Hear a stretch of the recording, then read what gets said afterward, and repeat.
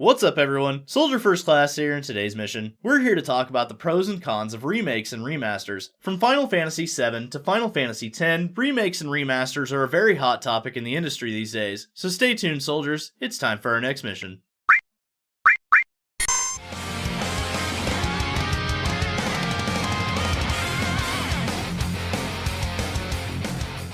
Final Fantasy VII Remake and Resident Evil 2 Remake have taken the gaming world by storm, and it has a lot of people thinking about remakes of some of their favorite games. Companies are taking their old products, upscaling them with modern technology, and releasing them as remasters, or in Final Fantasy VII's case, a remake. However, with the amount of remasters and remakes we're getting in recent years, it got me thinking about the industry as a whole and how it affects everything going on right now. New IPs are still coming out, but some of our favorite companies are focusing heavily on games being built for nostalgia's sake. So what benefits does this have for the industry, and what negatives are there? Well, the first benefit I can think of is that it gives us updated versions of games that are very difficult to get a hold of. There are a lot of games that were made as cartridges. These games contain batteries that would die or their motherboards would start corroding. Despite attempts to restore these games, finding working copies has become more difficult as the years go by. The original Game Boy Pokemon games are hard to find in working condition because the internal batteries has died in a lot of them, not allowing for game saves. This is why games like Heart Gold and Soul Silver are so important to the Pokemon franchise. Nintendo has been doing a pretty good job of this lately, allowing fans the ability to play NES and SNES games on the Switch. These include A Link to the Past, Super Mario World, and Ninja Gaiden.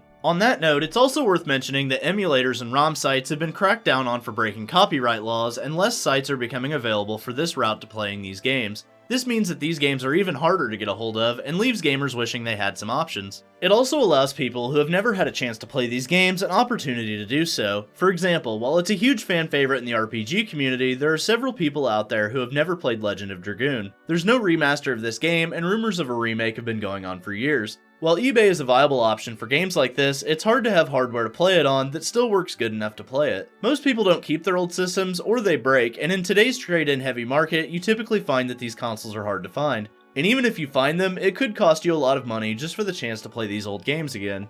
Remasters allow this to occur and bring a whole new generation into that game. Several parents grew up playing games like Final Fantasy VII, and the ports to all modern consoles have allowed them to share it with their children. This introduces the next generation to the franchise and in theory promotes future sales of future projects. For example, with Final Fantasy VII Remake, there are still several people who have never played the original. With modern versions being available on all systems, this allows people the chance to play it before the remake comes out. When we played Final Fantasy VII back then, we saw this game as people are seeing the remake today. Now I know that's a little bit of an exaggeration, but it's a credit to how amazing these old games really are. They inspired creativity in us and got our imaginations running wild. It's my hope that Final Fantasy VII Remake will be like that for the next generation of gamers as well. It's inspired several people to play the original and will inspire future generations to keep our legacy alive. That being said, they allow us to relive our glory days as well. I remember as a kid loving Crash Bandicoot. I used to love coming home from school, running through the levels, and replaying that game over and over again. When Crash Bandicoot was announced to have a remastered trilogy, it was like I was a kid again.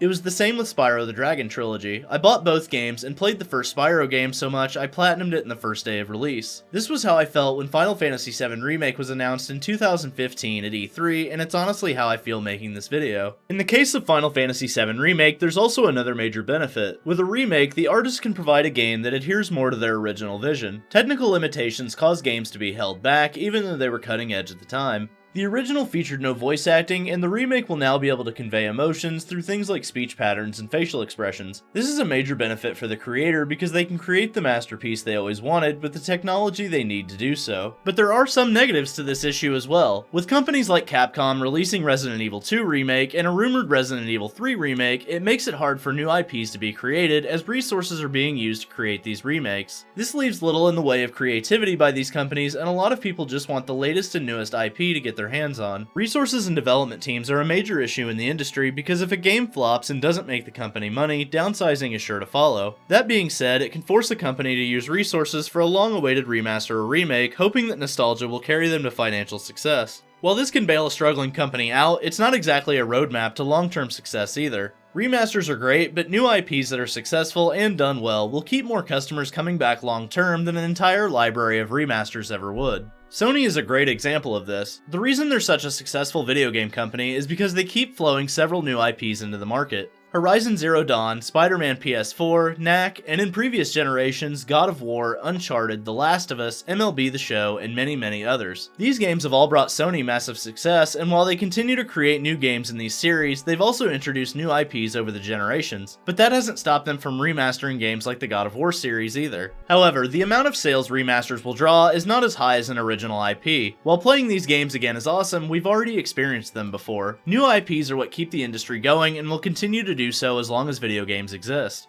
Remasters also typically don't add anything new. Other than a few cheat features and some updated graphics, remasters are just the same game but prettier. There's no incentive other than maybe graphics and nostalgia that entice players to repurchase a game they've likely already beaten 100 times. However, in the case of Final Fantasy X Remaster, there was a whole post-game segment that had never been released in the US versions of the game. The remaster featured the international content, which included the Dark Aeon side quest and the secret super boss penance. This is one case where remasters have included new content and content that I never got the chance to play before. Then there's the consumer side of the issue, where a company can release a lazy port version of the game and charge money for a broken version of the game, or take advantage of fans wanting a remaster while not doing much to update the game. Final Fantasy VIII Remastered, which, don't get me wrong, I love it, but the non-updated backgrounds really drew criticism from fans. It seems like such an easy fix, and yet the game shipped with blurry versions of the pre-rendered backgrounds, and the high-resolution character models looked oddly out of place.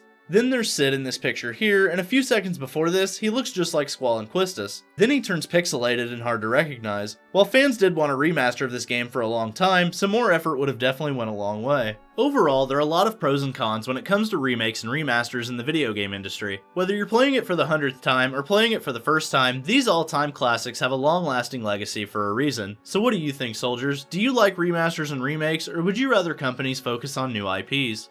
Before I go, I'd like to mention something about the current subscriber situation. I was losing subscribers, and it turns out that YouTube has been unsubbing people from the channel, and if you made it to the end of this video, do me a favor and check to make sure you're subscribed. I lost quite a few subs over the last few days, and after posting about it on my community tab, I jumped up several subscribers. Multiple people have told me that they were unsubscribed and didn't know it until I made the post. So definitely check to see if you are, and make sure the notification bell has been rung. We're trying to hit 10k subscribers, and YouTube's algorithm seems to be throwing a wrench into that plan. Thank you for watching, and don't forget to omni-slash that like button. Let me know in the comments section below what games you'd like to see remade or remastered. Subscribe to the channel, and ring that notification bell to join the ranks of Soldier today. And for all the latest talks on remakes and remasters, I'm Soldier First Class, and I'm on to the next mission. Later, guys.